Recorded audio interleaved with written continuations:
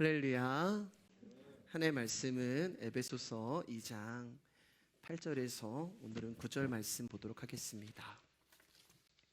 에베소 2장 8절에서 9절 말씀입니다. 두 절의 말씀이고요. 우리 한 목소리로 같이 읽도록 하겠습니다. 에베소서 2장 8절에서 9절 말씀, 두 절의 말씀입니다. 같이 읽겠습니다. 시작. 너희는 그 은혜에 의하여 믿음으로 말미암아 구원을 받았으니 이것은 너희에게서 난 것이 아니요 하나님의 선물이라. 행위에서 난 것이 아니니 이는 누구든지 자랑하지 못하게 함이라. 아멘. 오늘 말씀의 제목 한번 읽어보겠습니다. 시작.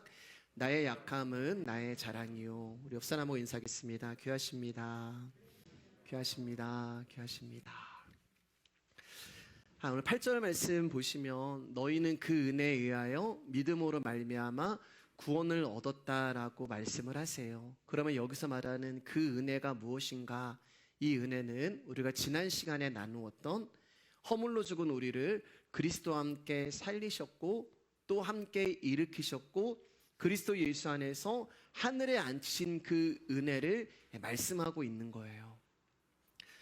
여러분, 구원에 있어서 기독교가 타종교와 가장 크게 본질적으로 다른 점은 오직 예수 그리스도를 믿음으로 구원을 얻는다라고 하는 기독교의 진리 때문입니다.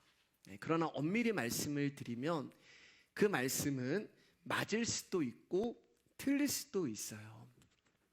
나의 의지와 어떠함으로 예수님을 믿으면 그것은 나의 행위로 믿는 것이 되는 것이고, 그러나 하나님이 선물로 주신 믿음으로 예수님을 믿으면 그것은 구원이 되는 것입니다. 그러니까 하나님은 철저하게 믿음조차도 우리가 아무것도 할 수 없는 나의 공로가 아닌 하나님의 일하심의 결과라는 거예요. 부르신 것도 일방적이시고 선택하신 것도 일방적이신 거고 믿음이라는 것을 우리 가운데 선물로 주셔서 믿게 하신 것도 다 하나님이 하신 거예요. 성경은 분명히 믿음은 너희에게서 난 것이 아니요 라고 말씀하시잖아요. 그러니까 저와 여러분들이 모태신앙이고 착하고 선하게 살고 그렇게 산다고 해서 믿음이 주어지는 것도 아니고, 또 내가 믿음을 한번 가져봐야겠다라고 그 믿음을 구하고 찾고 두드리고 원한다고 해서 그 믿음이 우리 가운데 주어지는 것도 아니고, 우리가 삼각산에 올라가서 소나무 뿌리 뽑고 여러분들이 기도원 가서 40일 금식한다고 해서 믿음이 내 안에 생기는 것이 아니란 말이에요. 우리가 수단과 방법을 가리지 않고 이 믿음을 가지고 싶어도 믿음은 절대로 내 안에서 만들어질 수가 없는 것입니다. 왜냐하면 믿음은 하나님의 선물이기 때문에 그렇습니다. 그러니까 그 선물을 가지고 계신 분이 그 선물을 주셔야지만 우리가 그 믿음을 가질 수가 있는 거예요. 그런데 여러분, 하나님이 이 선물을 아무에게나 주시겠어요? 예를 들어서 여러분에게 굉장히 아끼는 선물이 있는데 이 선물을 내가 누군가에게 주어야 한다면 여러분 아무에게나 주시겠어요? 아니잖아요. 분명히 이 선물이 꼭 필요한 사람에게 줄 것이고 이 선물이 꼭 있어야 하는 사람에게 여러분들이 그 선물을 주실 것입니다. 그리고 그 대상은 여러분이 분명히 사랑하고 귀하게 여기고 아끼는 사람이 될 거예요. 그럼 하나님의 선물을 받을 수 있는 자격이 있는 사람 역시 어떤 사람이라는 거예요? 하나님이 사랑하고 하나님이 아끼고 하나님이 귀하게 여기는 존재라는 것입니다. 그러면 그 대상이 누구일까요? 우리 많이 봤던 말씀이죠. 로마서 9장 15절 16절에 하나님의 선물을 받을 수 있는 자격이 있는 사람은 바로 하나님이 긍휼히 여기는 사람이에요. 하나님이 불쌍히 여기는 사람이에요. 내가 무언가를 해서 하나님이 나를 사랑하는 것도 아니고 내가 하나님 앞에 무언가를 드려서 하나님이 나를 사랑하는 것도 아니고 나라는 존재가 세상에서 어떤 지위와 신분에 상승했기 때문에 나를 인정하시는 것이 아니라 하나님이 사랑하시고 하나님이 귀하게 여기시고 하나님이 존귀하게 보시는 대상은 하나님이 긍휼히 여기시고 하나님이 불쌍히 여기시는 존재라는 것입니다. 하나님의 긍휼을 받는다는 말은 자신이 죄로 인하여 멸망받아 죽을 수밖에 없는 자라는 것을 아는 사람이에요. 그 사람이 허물과 죄로 죽어있는 사람. 그래서 죽어있는 사람에게는 생명이 필요한 거예요. 그래서 하나님이 그 사람을 불쌍히 여기는 것입니다. 죽음을 앞에 두고 있는 사람은 살고 싶은 간절함이 있어요. 죄로 인해 멸망할 수밖에 없는 자신의 생명을 십자가 앞에서 찾게 되는 것입니다. 그리고 오직 십자가만이 나를 죄에서 구원하시고 멸망에서 건지시고 사망에서 살리시는 유일한 길임을 알게 되는 거예요. 그리고 이 모든 것들이 우리가 에베소 1장 4절 말씀 봤잖아요. 창세전에 하나님이 계획하시고 하나님이 섭리하신 일이 되는 것입니다. 이처럼 하나님이 선택하시고 부르신 자들에게만 믿음이 선물로 주어지고 그 선물을 받은 사람만 그리스도를 믿게 되고 구원을 얻게 되는 거예요. 그리고 그 믿음은 우리가 전적으로 무능력한 상태의 죄인임을 깨닫게 하셔서 온전히 하나님만 의지하게 만들어버리는 하나님의 백성들에게 허락된 은총의 선물이라는 것입니다. 자, 그러면 우리 안에 이제 두 가지 의문이 들게 돼요. 하나는 그럼 어차피 하나님의 선택으로 구원을 얻는 것이고 하나님 마음대로 되어지는 일이라면 막 살아도 되겠네요. 여러분들은 어떻게 생각하세요? 논리적으로 말씀드리면 여러분 막 사셔도 됩니다. 틀린 말이 아니에요. 우리의 구원은 이미 하나님이 결정을 하셨기 때문에 여러분 막 사셔도 돼요.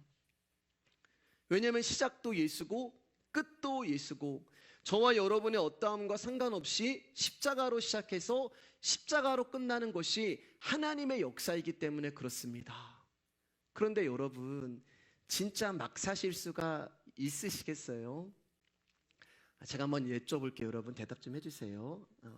여러분 하나님이 우리를 선택하고 부르셨다는 사실을 믿으시죠? 아멘이시죠? 감사합니다. 그렇다면 그 하나님은 무슨 일이 있어도 또 우리가 무슨 짓을 해도 우리를 절대 버리시거나 포기하지 않는다는 사실도 믿으시죠? 아멘. 예. 여러분 아멘 하셨잖아요. 그러면 괜찮아요. 제가 책임지겠습니다. 다음 주부터 교회 안 오셔도 됩니다, 여러분. 다음 주부터 교회 안 오셔도 되고 놀러 가셔도 되고 우리가 매일 성경을 이제 통독을 해서 그 말씀을 이제 올리잖아요. 그거 안 하셔도 돼요. 예. 수요일 날 피곤하신데 그 저녁에 오셔서 우리가 말씀 듣고 기도해야 하는 거 솔직히 피곤하잖아요. 그거 안 하셔도 돼요. 막 사셔도 됩니다. 예. 왜냐하면 어차피 우리는 구원을 받기 때문에 그래요. 근데 여러분 여기 왜 오셨어요, 여러분? 예. 이상해요. 논리적으로 문자적으로 하면은 막 살아도 괜찮아요. 우리가 교회 안 와도 구원받는 것은 마찬가지인 거예요.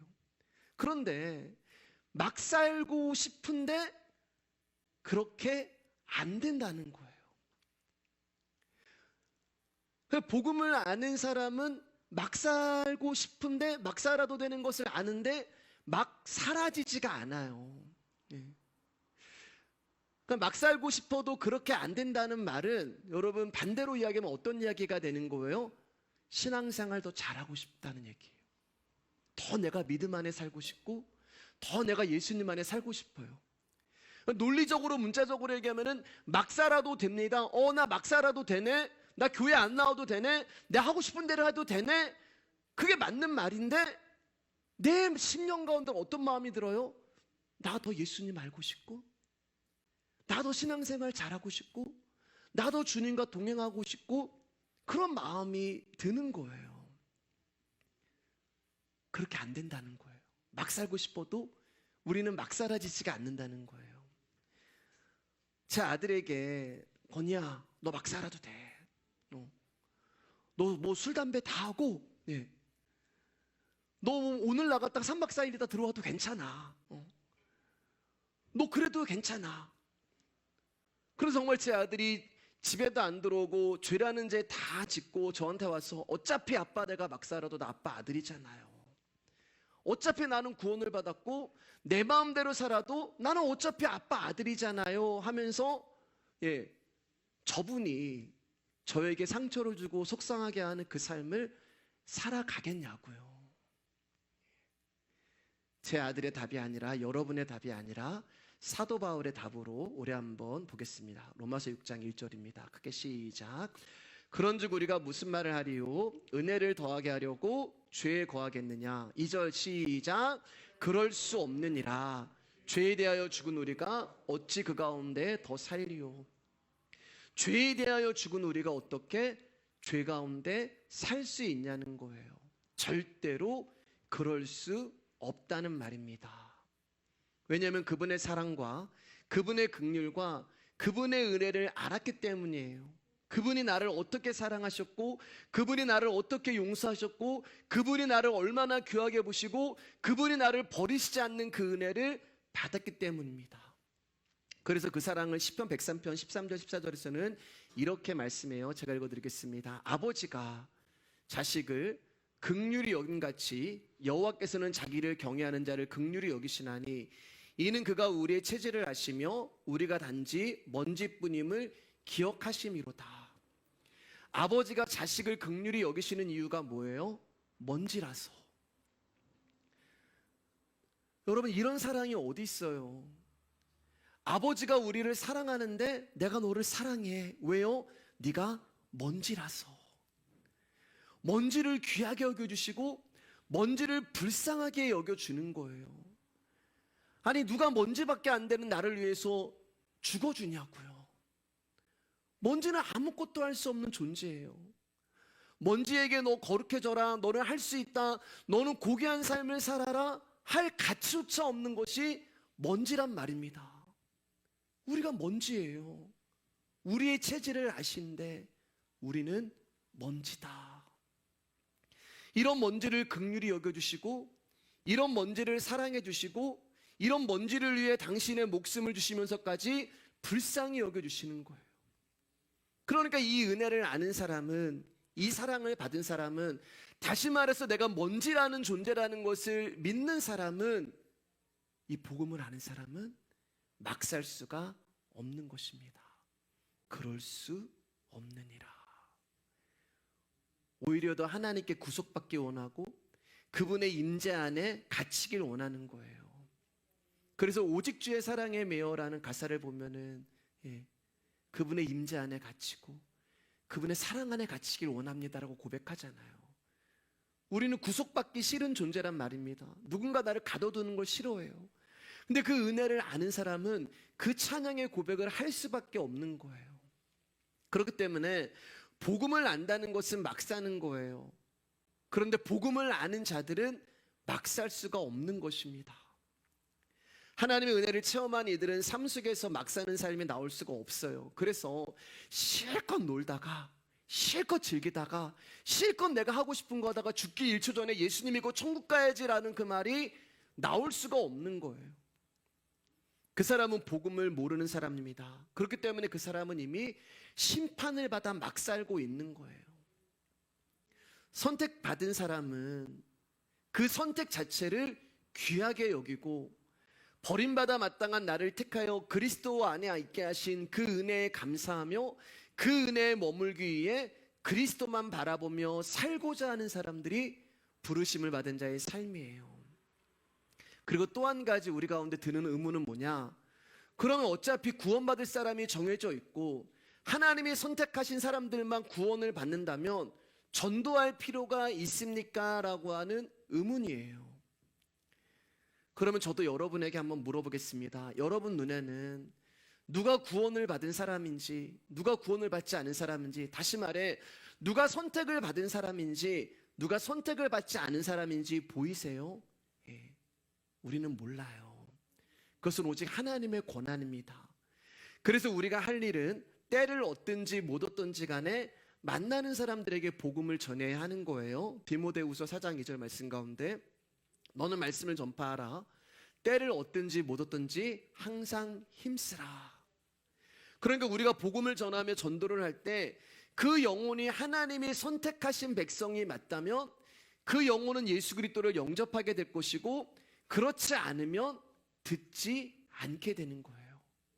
여기서 말하는 이때는 우리에게 달려있는 것이 아니라 하나님께 있는 것입니다. 따라서 누가 하나님의 택한 백성인지를 모르는 우리의 입장에서는 만민에게 복음을 전해야 하는 것이 우리가 해야 할 일이에요. 마가복음 16장 15절 16절입니다. 크게 시작. 또 이르시되 너희는 온천하에 다니며 만민에게 복음을 전파하라. 믿고 세례를 받는 사람은 구원을 얻을 것이요 믿지 않는 사람은 정죄를 받으리라. 자, 15절은 우리가 하는 일이지만 16절의 결과는 하나님 앞에 달려 있는 거예요. 여러분, 하나님은 우리의 전도를 통하여 당신이 택하신 백성을 찾으시는 거예요. 그렇기 때문에 우리가 하는 선교나 전도는 안 믿는 자를 믿게 하기 위해서 하는 게 아니란 말입니다. 내가 저 사람에게 복음을 전해서 안 믿는 사람을 믿게 만들어야지, 그게 아니라 전도라는 것은 하나님이 택한 백성을 찾는 일 가운데 우리를 부르신 거예요. 그 하나님의 일에 우리를 동참시키는 거예요. 그러므로 우리가 전도를 할 때 그 대상이 하나님의 택한 자가 아니라면 그 어떤 조리 있고 설득력 있는 말을 한다고 해도 그 사람은 그리스도를 영접할 수 없어요. 그러나 그 사람이 하나님이 선택하신 사람이 맞다면 예수 그리스도의 복음이 증거되고 전해질 때 그 영혼이 주께로 돌아오는 역사가 일어나는 것입니다. 그러면 사랑하는 여러분, 저와 여러분들이 예수님을 증거하려면 무엇을 알아야 할까요? 말하는 기술을 알아야 될까요? 아니면 어디 전도 세미나를 들어야 될까요? 아니면 마음이 담긴 선물과 정성이 들어간 어떤 물질이 필요한가요? 아니에요, 여러분. 예수 그리스도를 알아야 하는 것입니다. 예수님을 알아야지 전할 수가 있잖아요. 예수님이 누구인지 알아야, 복음이 무엇인지 알아야 정확히 그분을 증거할 수가 있는 거예요. 예전에 전도왕이라고 하는 분이 오셔서 간증을 하시는데 그분이 이런 말씀을 하셨어요. 처음부터 사람들에게 예수님 이야기하면 사람들이 부담을 갖기 때문에 처음에는 예수님 이야기하지 말고 다른 이야기 하다가 예수님 이야기 하십시오. 여러분, 그것은 전도가 아니에요. 그런 식으로 교회의 성도들의 숫자가 늘어난다면 하나님이 기뻐하실까요? 여러분, 예수 그리스도를 믿는 것과 교회를 다니는 것은 다른 것입니다. 틀린 거예요. 하나님이 원하시고 기뻐하시는 교회는 복음을 가르치고 그 복음을 통하여서 내가 예수 그리스도의 생명이 없었으면 허물과 죄로 말미암아 죽을 수밖에 없는 죄인이었구나, 그 십자가의 은혜가 아니었으면 나는 죽을 죄인이었구나라는 것을 가르치고 깨닫게 하는 것이 교회가 해야 할 일입니다. 여러분, 전도는 부흥을 위한 것도 아니에요. 숫자 늘리려고 하는 것도 아니에요. 사람의 재주와 연관된 것도 아니고 사람의 언변과 관계된 것도 아닙니다. 그렇기 때문에 여러분, 전도를 했는데 그 사람이 안 믿는다고 해서 낙심할 이유가 우리에게는 전혀 없는 것입니다. 문제는 우리가 전도를 하지 않는다는 것에 있죠. 믿고 안 믿고는 하나님이 하실 일이지 우리의 책임이 아니에요. 때를 어떤지 못 어떤지 간에 만나는 사람마다 저와 여러분들이 해야 할 일은 복음을 전하는 것입니다. 그리고 마찬가지로 지금 저와 여러분들이 이 자리에 막 살지 않으시고 오셔서 예배를 드린다는 것은 저와 여러분 스스로 그리스도를 선택해서 이 자리에 나온 것이 아니라 하나님이 우리를 선택하고 불러주셨기 때문에 우리가 이 자리에서 말씀이 들리고 예수 그리스도가 믿어지는 예배를 드리고 있는 거예요. 창세기 6장 21절 말씀 가운데 너는 먹을 모든 양식을 내게로 가져다가 저축하라. 이것이 너와 그들의 먹을 것이 되리라. 하나님이 노아에게 내가 세상을 이제 심판할 거야. 이제 이 세상에 종말이 올 거야. 그러니까 너는 방주를 짓고 그 안에 들어가라고 말씀하셨어요. 언약을 주신 거죠. 그런데 여러분, 노아가 이 언약을 듣고 내일 종말이 오니까 모든 삶을 다 팽개치고 산으로 들어가지 않았어요. 우리라면 어떻게 하시겠어요, 여러분? 내일 종말이 와. 그럼 우리 하던 일 다 멈추고 우리가 교회에 모여서 그분의 막 찬송하면서 그분의 임재를 기다리지 않으셨을까요? 근데 노아는 여러분, 이 언약을 듣고 내일 종말이 오니까 모든 삶을 팽개치고 산으로 들어가지 않았단 말입니다. 그럼 노아는 뭘 했어요, 여러분? 너와 그들을 위해서 먹을 것을 저축했어요. 먹을 것을 저축했어요. 그리고 하나님도 그렇게 말씀하셨어요. 내일 종말이 오니까 너 교회에 모여서 너네 어떤 집단 공동체 해라. 우리 그런 거 많잖아요. 보면은 산에 가서 너희들만 어떤 따로 독립적인 생활을 해라. 요새 뭐 그것이 알고 싶다 피드스토 보면 저기 먼 나라 가가지고 종말이 오니까 어떤 왕국을 세우고, 성경을 모르니까, 성경의 모든 인생의 답이 있는데 말씀을 모르니까 사람의 말을 믿게 되는 거예요. 여러분, 노아는 내일 종말이 온다고 해서 방주에 들어가고 산에 들어간 것이 아니라 한 그루의 사과나무를 심은 거예요. 노아는 생계를 유지하고 가족을 먹여 살리기 위해 열심히 일을 했습니다. 종말이 온다는 것을 알면서도. 그리고 시간이 날 때마다 방주도 열심히 지었어요. 자, 그럼 여러분 생각해 보세요. 내가 내 어떤 생계를 위해서 일하는 것도 피곤해요. 여러분 피곤하시잖아요. 예. 편의점에서 하루 종일 일하는 거 피곤하시잖아요. 또 직장 가시는 거 힘드시잖아요. 다 피곤하고 우리 성도님들 다 지치고. 근데 노아가 보면은 거기에 한 가지를 하나님 또 주신 거예요. 피곤하고 지치니까 너 푹 쉬어라라는 게 아니라 거기에 한 가지를 하나님 더 줬는데 뭘 줬어요? 방주져라. 그 열심히 먹고 사는 것도 힘든데 하나님이 거기다가 한 가지 더 힘든 일을 주셨는데 방주져라. 그 노아가 어떻게 했어요? 먹고 사는 것도 열심히 노력했고, 가족을 먹여 살리려고 열심히 일을 했고, 그리고 시간이 날 때마다 방주도 순종함으로 열심히 지었어요. 어느 한 사람 도와주지 않았어요. 그러니까 노아는 여러분, 언약을 받음으로 인하여서 더 힘들고 더 피곤하고 더 바쁘고 지친 삶을 살았어요. 그런데 노아가 여기에서 한 가지를 더해요. 방주도 짓고 생계를 위해 열심히 살면서 그가 한 가지를 더하는데 베드로후서에 나와 있습니다. 우리 같이 읽을까요? 시작. 옛 세상을 용서하지 아니하시고 오직 의를 전파하는 노아와 그 일곱 식구를 보전하시고 경건하지 아니한 자들의 세상에 홍수를 내리셨으며, 여기 빨간 글씨를 보면 노아가 한 일이 한 가지가 더 나오는데 오직 의를 전파했다. 여기서 의를 전파했다는 건 뭐예요? 예수 그리스도를 증거했다는 거예요. 복음을 전했다는 거예요. 하나님을 거역하고 악한 행실을 하며 살아가는 사람들 가운데서 하나님의 의를 외쳤다는 거예요. 하나님은 너 의를 외쳐라 이런 말씀하지 않으셨어요. 그런데 노아가 방주를 지으면서 하나님의 마음을 알게 된 거예요. 방주를 지으면서 하나님의 뜻이 무엇인지를 알게 된 거예요. 방주를 지으면서 이 땅을 향한 하나님의 안타까움과 영혼들을 향한 긍휼하심을 알게 된 거예요. 그 하나님의 마음과 하나님의 심령이 자기의 일상과 삶 가운데 뚫고 들어오는 것입니다. 하나님의 마음이 노아의 마음이 되는 거예요.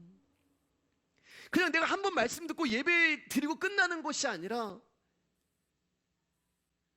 그분의 말씀, 우리 지난주에 들었잖아요. 밀이라는 것이 내 안에 들어와서 그 밀을 뚫고 죽어있는 내 안에 뿌리를 내리면서 그분의 마음이 내 마음이 되니까 어떤 일이 일어나냐면은 노아의 마음 가운데 불안함이 찾아오는 거예요. 불안함. 점점 방주가 완성이 되어 갑니다. 여러분, 그 말은 무슨 말이에요? 방주가 점점 완성이 된다는 말은 종말이 점점 가까이 온다는 얘기예요. 그걸 보니까 노아의 마음이 불안한 마음이 드는 거예요. 어땠을까요, 여러분? 내 아들이 교회 안 나오는데, 내 딸이 아직 예수님 안 믿는데 방주는 지어가요. 우리는 알잖아요. 이 방주가 지어가면 어떤 일이 일어나는지를 우리는 믿어지잖아요. 근데 방주가 점점 지어가고 완성이 되어가면서 노아 마음 가운데 불안한 마음이 급하게 찾아오는 거예요. 이거 완성되면 이 사람들 죽는데, 이거 완성되면 저 사람들 심판받는데, 아니 이거 완성되면은 하나님의 심판과 저주가 임하는데, 내가 아는 사람들이 예수 그리스도를 알지 못하고 즐기고 놀고, 아까 제가 말씀드린 것처럼 1초 전에 예수를 믿으면서 그 삶을 살아가고 있는 것을 보니까 노아의 마음에 불안함이 급하게 찾아오는 거예요. 그러니까 그가 바쁘고 힘들고 피곤하지만 복음을 증거하는 것입니다. 창세기 7장 1절 말씀입니다. 제가 읽어드릴게요. 여호와께서 노아에게 이르시되 너와 내 온 집은 방주로 들어가라. 이 세대에서 내가 내 앞에 의로움을 내가 보았음이니라. 그런데 방주에 탄 사람은 결국 노아와 그의 가족 8명이 전부였다는 거예요. 여러분, 8명이라고 하는 건 상징적인 숫자인데, 그것은 하나님이 창세전에 선택하고 부르신 당신의 백성들을 말하는 것입니다. 사랑하는 여러분, 저는 여러분이 이제 이 복음을 전하는 자가 되기를 소망합니다. 우리가 이제 다음 주면은 창립 3주년 되는 이제 주인데요. 우리가 3년 동안 복음을 듣고 또 여러분들이 천국의 비밀을 알고 들었다면, 그리고 여러분 정말 말씀의 귀함을 아신다면, 그리고 이 세상이 어떻게 돌아가고 우리의 인생이 어떻게 흘러가고 끝이 나는지를 아신다면, 여러분 열심히 살아가시고 방주도 열심히 지으시고, 그리고 한 가지 더, 복음 또한 열심히 증거해 주셨으면 좋겠습니다. 내 자녀에게, 내 사랑하는 가족에게, 내 사랑하는 이웃에게 우리만 아는 복음에서 멈추지 않았으면 좋겠어요. 우리만 아는 예수가 안 됐으면 좋겠습니다. 믿고 안 믿고는 우리의 소관이 아니에요. 저와 여러분들은 노아처럼 지어져 가는 방주를 보면서, 완성되어져 가는 방주를 보면서 때를 얻든지 못 얻든지 간에 복음 전하는 일에 힘만 쓰시면 되는 것입니다. 그러기 위해서는 내가 누구인지 알아야죠. 그러기 위해서는 진짜 내가 복음이 무엇인지를 알아야죠. 허물과 죄로 죽었다는 것도 알아야 되고, 또 함께 살리시고 일으키시고 하늘에 앉혔다는 그 말씀도 알아셔야 되고, 이 믿음이 나의 것이 아니라 하나님의 선물이라는 것도 아셔야 되고, 창세전에 하나님이 선택하고 부르신 자들이 있구나라는 것도 아셔야 하고, 그 삶이 방주를 짓고 방주 안으로 들어가는 우리의 삶이 되시기를 주님의 이름으로 축복합니다. 여러분, 믿음은 우리에게서 난 것이 아니라 하나님의 선물이라고 말씀하셨잖아요. 그렇기 때문에 믿음은 우리의 행위나 업적과 상관이 없는 하나님의 은혜로 주어지는 거예요. 그렇기 때문에 구원에 대해서는 누구도 자신의 행위와 업적을 자랑할 수 없는 것입니다. 사실 근데 이것은 기독교인이라면 다 알아요. 우리는 믿음으로 구원을 받았어. 우리가 한 것이 아니라 예수님 때문에 구원을 받았어. 누구나 다 인정하는 내용입니다. 그런데 재밌는 것은요, 기독교인이라면 누구나 알고 있는 이 당연한 내용이 교회 안에서는 긍정적인 신앙, 적극적인 믿음이란 말로 포장이 되어 우리에게 행위를 요구하고 있다는 거예요. 많이 들어보셨잖아요. 긍정적인 신앙, 적극적인 믿음. 근데 여러분, 긍정적이라는 말, 적극적이라고 하는 말은 사람의 기질과 성품과 관련이 되어 있는 거예요. 긍정적이 되고 적극적이 되라는 말은 사람에게 말하는 거란 말입니다. 그럼 우리가 긍정적인 신앙을 갖고 적극적인 믿음을 소유하기 위해서는 인간의 기질과 성품을 통해서만 그것을 이룰 수 있다는 거예요. 그러면 당연히 거기서 뭐가 나와요? 행위가 나오는 거예요. 하나님의 은혜로 구원을 받은 것을 아는데도 불구하고 우리는 믿음으로 말미암아 하나님 나라 간다는 것을 알고 있음에도 불구하고 이 신앙과 믿음을 소유하기 위해서 무언가를 행해야 하고 이루어야 된다는 결론이 나옵니다. 왜 이렇게 되는 걸까요? 그것은 믿음이라는 것을 우리는 어떻게 생각하고 있냐면 행함으로 나타난다고 생각하기 때문에 그래요. 부정적이고 소극적인 행동보다는 긍정적이고 적극적인 것이 더 낫다고 생각하기 때문에 그러한 모습이 나타나는 사람이 믿음이 있는 사람이라고 생각을 하는 것입니다. 사람들은 믿음이 가만히 있지 않고 활동한다고 생각을 해요. 가만히 있는 것은 죽은 믿음인 것이고 활동하는 것이 산 믿음이기 때문에 활발하게 활동할수록 힘 있는 믿음인 것처럼 생각을 합니다. 그래서 그런 오해 속에 긍정적인 신앙, 적극적인 신앙이 마치 참된 믿음인 것처럼 강조되어 온 거예요. 그러나 여러분, 믿음은 우리의 활동 여부와 상관없이 그분을 알아가는 거예요. 그 은혜를 알아가는 거예요. 아니, 그것으로 충분하고 그게 전부입니다. 그 이유는 믿음이 아니고서는 우리가 구원을 받을 길이 없기 때문에 그렇습니다. 다시 말해서 행함으로 구원받을 사람이 없다는 거예요. 그렇기 때문에 우리의 행함을 묻지 않으시고 하나님이 그저 믿음을 우리 가운데 선물로 주셔서 그 믿음으로 구원을 받게 하신 것이 은혜고, 이 은혜를 알고 은혜로 기뻐하고 감사하는 것으로 믿음은 충분한 거예요. 그런데 하나님의 언약을 무시해버리고 그 믿음의 출처를 자꾸 그 믿음의 출처를 우리에게 둬버리니까 우리의 마음에 두고 우리의 의지에 두고 믿음은 하나님의 선물인데 하늘에서 온 건데 자꾸 그 믿음은 나에게 두어버리는 거예요. 나의 의지, 나의 행위, 나의 업적에 두어버리니까 어떤 일이 일어나냐? 하나님의 은혜가 사라지고 거기에서 나라는 존재의 자랑이 나오는 거예요. 그래서 교회에서 섭섭한 거예요, 여러분. 자기 못 알아주면.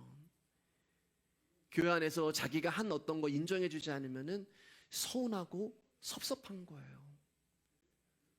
근데 서운하고 섭섭할 게 없잖아요.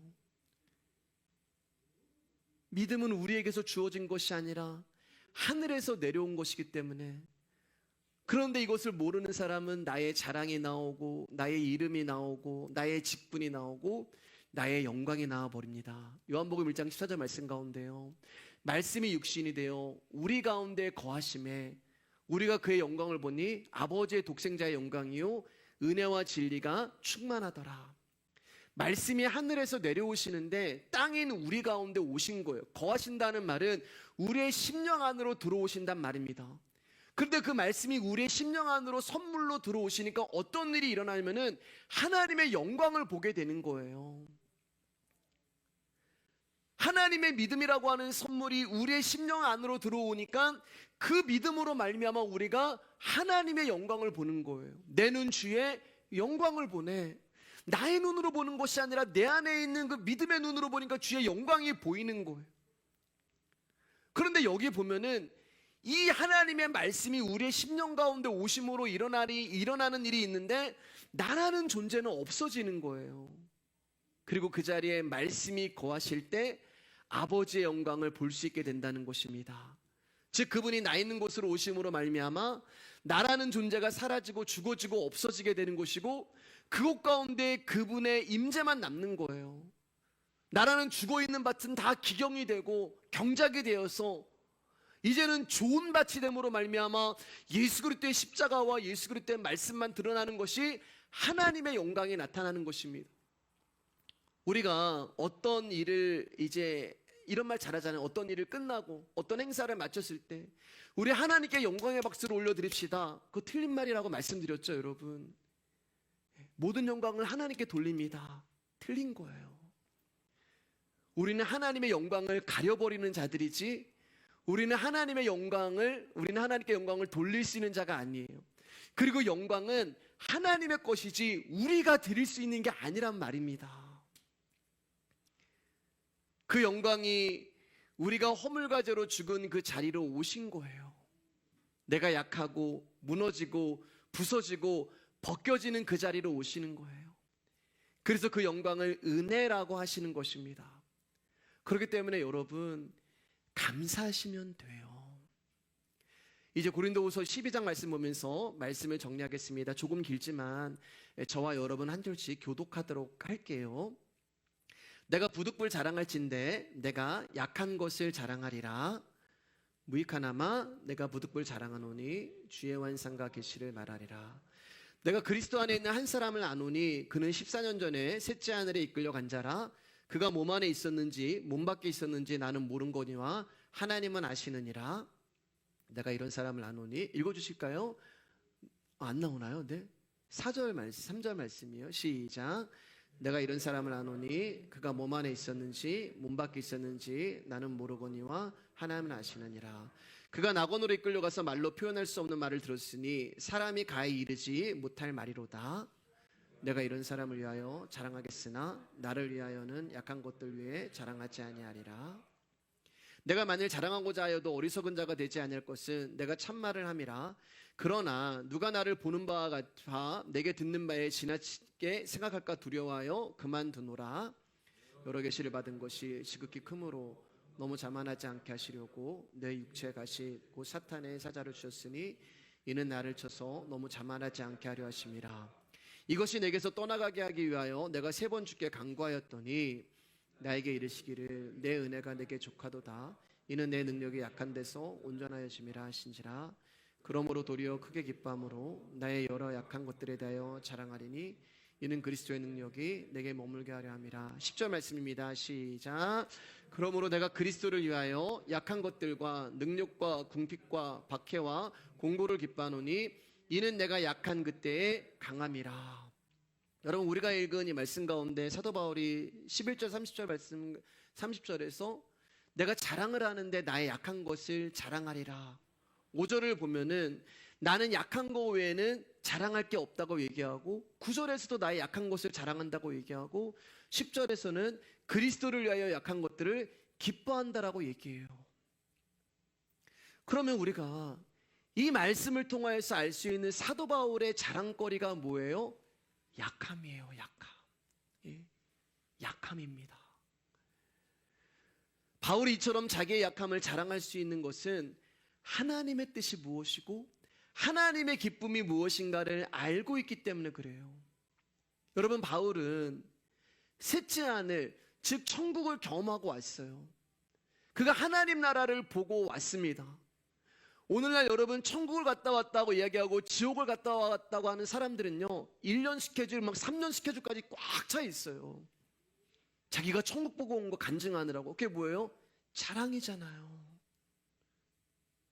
근데 여기 보면 진짜 천국을 갔다 온 사람은 자랑하지 않고 있어요. 진짜 천국을 경험한 사람이 그 엄청난 사실을 간증하지 않아요. 저는 정말 제가 갔다 왔다면 여러분 진짜 엄청 자랑하고 간증할 것 같아요.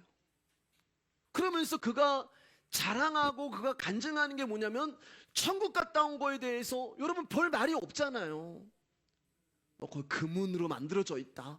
거기 가니까 내가 아브람도 받고 거기 가니까 우리 누구 할아버지도 받고 그런 이야기 하지 않아요. 그러면서 바울이 뭘 자랑하냐면은 자신의 약함을 자랑해요. 나의 자랑거리는 오직 나의 약함이다. 그러면 바울이 여기서 바울의 삶 가운데, 바울의 사역 가운데 자신의 약함을 자랑할 때 나타나는 게 뭐겠어요, 여러분? 바울이 나의 약함을 드러낼 때 나타나는 게 뭐겠어요? 하나님의 은혜잖아요. 약할 때 강함 되시네.